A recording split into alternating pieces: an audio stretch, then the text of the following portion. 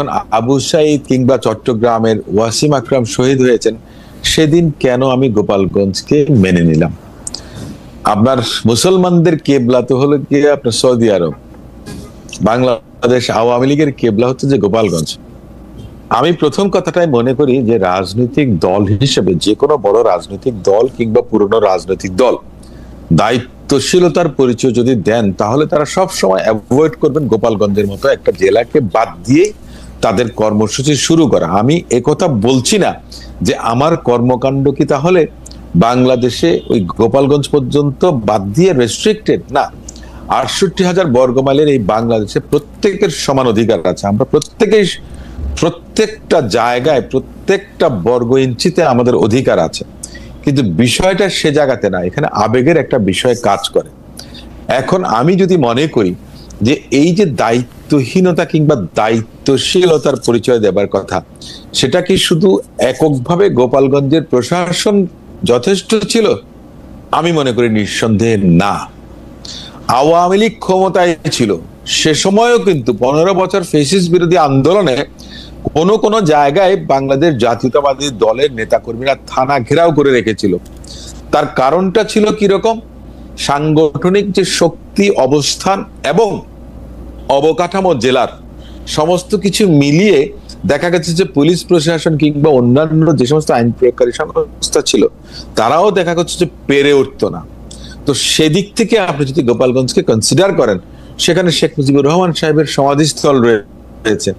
সঙ্গত কারণে কেউ যদি বলে যে গোপালগঞ্জ অভিযানে যাচ্ছি বা আপনার গোপালগঞ্জ দখল করতে যাচ্ছে, মানে বডি ল্যাঙ্গুয়েজ, যেটা perception we receive from the wording, সেটা কিন্তু একটু এক ধরনের আপনার এটাকে কি বলে, অস্থিতিশীল অবস্থা বা আপনার যেটাই আমরা রাজনৈতিক পরিভাষায় যেটাই বলেন না, উত্তপ্তকর একটা পরিবেশ পরিস্থিতি তৈরি করে।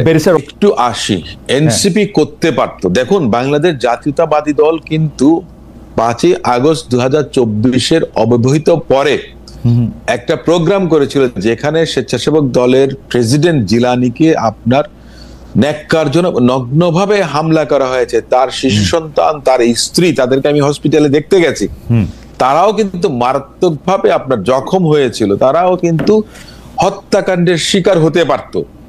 আমি সে কারণেই বলছি যে গোপালগঞ্জ জায়গাটা আওয়ামী লীগের জন্য কেবলা, আওয়ামী লীগের।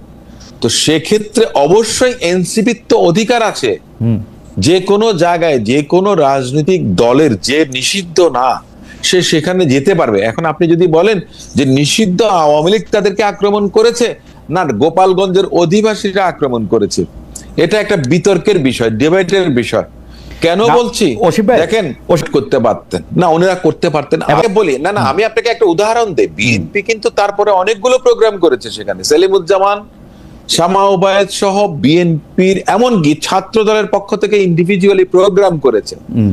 এটা আপনার পর্যায়ক্রমে সম্ভব। একটা কথা বলি যে এনসিপি করেছেন যারা অপেক্ষাকৃত তরুণ ভাই বোনরা, আমি তাদেরকে সাধুবাদ জানাই। তারা যে আন্দোলনের নেতৃত্ব দিয়েছেন, আমি সবসময় চেয়েছিলাম যে অঙ্কুরেই যেন কেউ ঝরে না পড়ুক, কিন্তু ওনাদের কর্মকাণ্ডটা দেখে মনে হয়েছে যে ওনাদের প্রত্যাশার থেকে প্রাপ্তিটা এত বেশি হয়ে গেছে যে ওনাদের অবস্থাটা অনেক সময় যে গায়ে মানে না আপনি মোড়ল, এমন ধরনের একটা কারণ। অপছন্দের কোনো বিষয় না, অপছন্দের কোনো বিষয় এখানে কিন্তু নেই। আমি একটা কথা বারবার বলেছি এবং আমাদের দল থেকেও বলা হয়েছে যে তারা বয়সে অপেক্ষাকৃত ভাবে তরুণ, রাজনৈতিক দল হিসেবে তারা নবীন, তাদের অভিজ্ঞতার আরো প্রয়োজন আছে। সে জায়গাতে তাদের অ্যাওয়ারনেসটা জাগানোর জন্য বাংলাদেশ জাতীয়তাবাদী দলের একজন কর্মী হিসেবে আমি বারবার বলেছি। এমনকি আমাদের দলের কোন সিনিয়র নেতা যদি তাদেরকে কটাক্ষ করে কোনো কটু মন্তব্য করে থাকেন, সেখানে আমি বলেছি যে আমাদের সংযমের পরিচয় দেওয়া উচিত, তাদেরকে উৎসাহ জাগানো উচিত। তাদের সঙ্গে আমাদের ডিফারেন্সটা কোথায়? বাংলাদেশ জামাত ইসলামের সঙ্গে আমাদের ডিফারেন্সটা কোথায়? আসেন না সবাই একসঙ্গে তো আন্দোলন করেছি দীর্ঘ 16-17 বছর। তাহলে আপনার 16-17 মাসের জন্য এক জায়গায় বসে ফেসিস্টকে মোকাবেলা করার জন্য কিংবা ফেসিস্ট যেন সুযোগ না পায় সমৃদ্ধি। আমি আপনাকে একটা কথা বলি, দেখুন 5ই আগস্ট যদি এদেশে না হতো, তার আগে কিন্তু রাষ্ট্রধর্মের 31 দফা সংস্কার কর্মসূচি দলের ভারপ্রাপ্ত চেয়ারপারসন জনাব তারেক রহমান সাহেব যুগপৎ আন্দোলনের রাজনৈতিক দলগুলোর সঙ্গে বসে সিদ্ধান্ত নিয়েছেন। 2016 সালে আমার দলের নেত্রী রূপকল্প 2030 দিয়েছিলেন, 27 দফা কর্মসূচি বিএনপির একক কর্মসূচি ছিল। সেখানেও কিন্তু আপনাদের সরকার গঠনের যদি সুযোগ পায়, জনগণ যদি পছন্দ করে, তাহলে যুগপৎ আন্দোলন বলেন, গণতান্ত্রিক আন্দোলন বলেন, ফ্যাসিস্ট বিরোধী আন্দোলন বলেন, সেই আন্দোলনের প্রত্যেকটা শরিক দলকে নিয়ে জাতীয় সরকারের প্রস্তাবনা আমার দলের নেতা জনাব তারেক রহমান সাহেব দিয়ে না। এই কথাটা বাংলাদেশে, আমি একটা কথা বলি, that something doesn't exist in the dictionary of politics. কথা বলেন, শেখ হাসিনা জাতীয় সরকার করেছেন, সেটা এক জিনিস, শেখ হাসিনার সেটা মোড়কটা একরকম ছিল, কিন্তু শেখ হাসিনা যাবার একদিন আগে এদেশের কোন নাগরিক কি বিশ্বাস করতো যে শেখ হাসিনা কোন সংসারের মুরব্বী যিনি থাকেন, মা বাবার কাছে কিন্তু তার জীবনের থেকেও তার সন্তান সন্ততির অবস্থানটা অনেক বেশি থাকে।